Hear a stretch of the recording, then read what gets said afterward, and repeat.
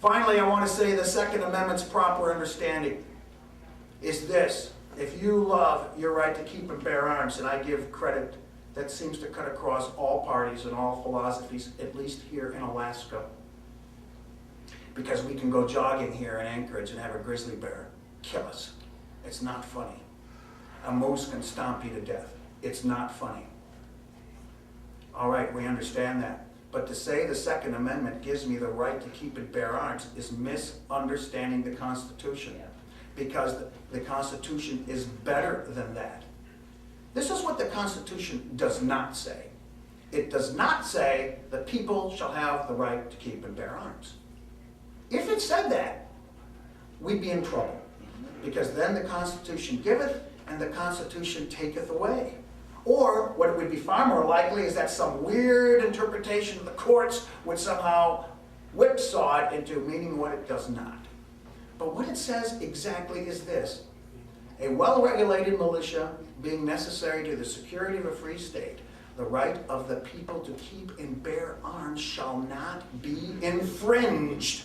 In other words, it says the federal government cannot mess with this right. That's a big difference between saying the federal government gives us this right and what it really says, it cannot infringe it. And we can look at the entire misnamed Bill of Rights. It is properly called the Bill of Limitations because it is limiting the power of the government. It is not granting us rights. It is saying where the government dare not infringe on these rights. You can see it in the First, the Second, the Third, the Fourth, the Fifth Amendment. It's all a matter of limiting the government's rights. And let us find out now who is right about the proper interpretation of the Constitution. My 45. Is it loose or strict construction? Well, in actuality, it's both. If you look at the Ninth Amendment, you must interpret the Constitution loosely in regards to individual rights. It doesn't mean it's unlimited, but it's loosely. You can't list everything. You have the right to marry, your right to live where you want to choose your career. I mean, they can't list them all, so it's loosely. But in regards to federal power, the argument is wrapped up. The 10th Amendment. It is to be interpreted strictly. And if you read Federalist number 45, which I guarantee you only one man has, and his name is Ron Paul, it says only the powers that are specifically enumerated can be exercised. This is why we are in the mess we are right now with the polar bear. What are my motives? You know me as a friend and neighbor, a baseball and a hockey coach, a voice on the radio broadcasting hockey and baseball, teacher of your children, a picketer on the sidewalk. I am the father of 3 children and more in love with my spouse than at any time in my life. Am I looking for a career? Do I want to serve a particular industry or group?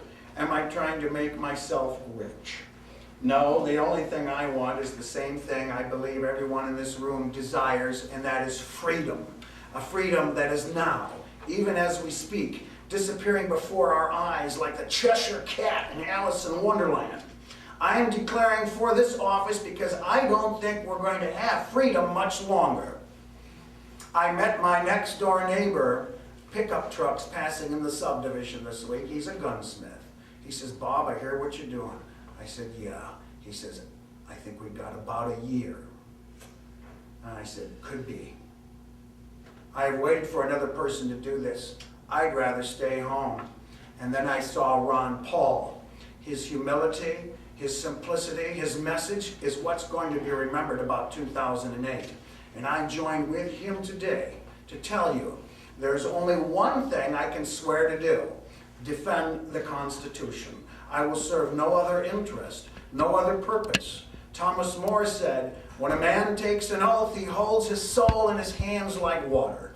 Open those hands and he will lose it." I ask you to join me. This is not a chess match. It's not friendly sparring partners in a boxing ring. This is a deadly and serious situation. All of us are at risk. Our beloved patriots sleep in their graves, And they didn't suffer to create a nation of dependency and entitlements, a nation where people have to ask the government for permission to do anything. They wanted their descendants to be free even while they sacrificed to help their neighbor, rolling up their sleeves and taking the risk. I do it now in a different way. Alaskans understand this. In the life I have remaining, I will do the same. I cannot buy support. I'll tell you, I would rather have little people and not big money. Today, I ask you to assist me to begin this process to help me win the election to United States Senator. The mistakes have been going on for years. The consequences are now with us. The remedy is at hand. The Constitution and nothing but the Constitution. Thank you, and I will.